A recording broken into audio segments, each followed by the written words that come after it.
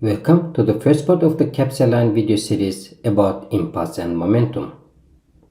In this video, we are going to define an impulse by giving two real-life examples showing the importance of it.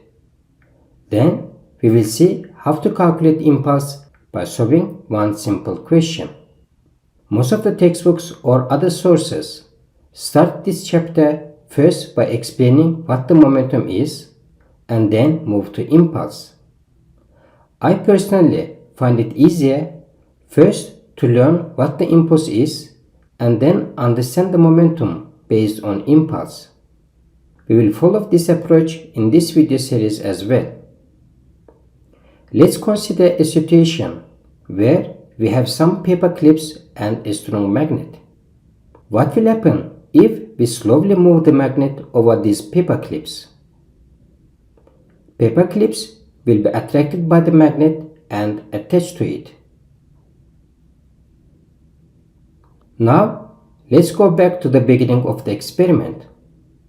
We have the same paper clips and the same magnet. But this time, the magnet passes over the paper clips very fast.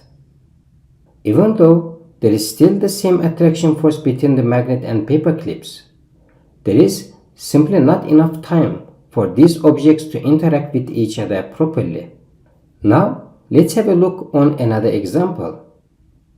We have an empty bottle on the screen which is covered by a ruler. A coin has been placed on a ruler and its position is just above the opening of the bottle.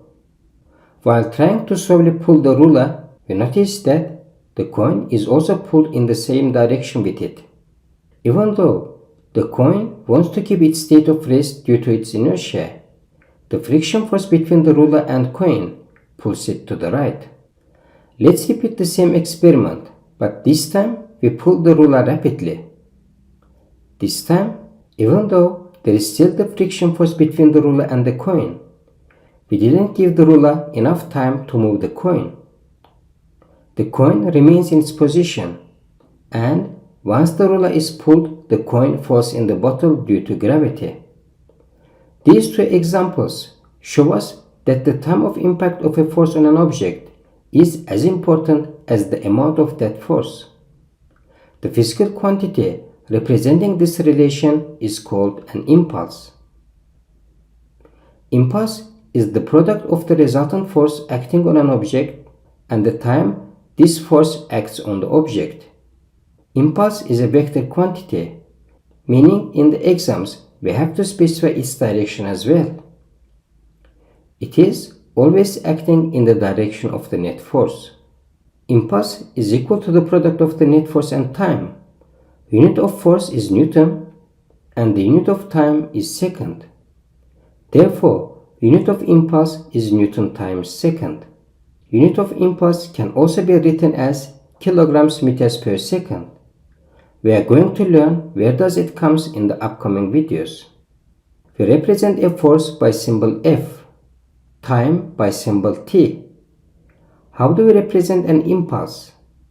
In classical mechanics, an impulse is symbolized by J or IMP.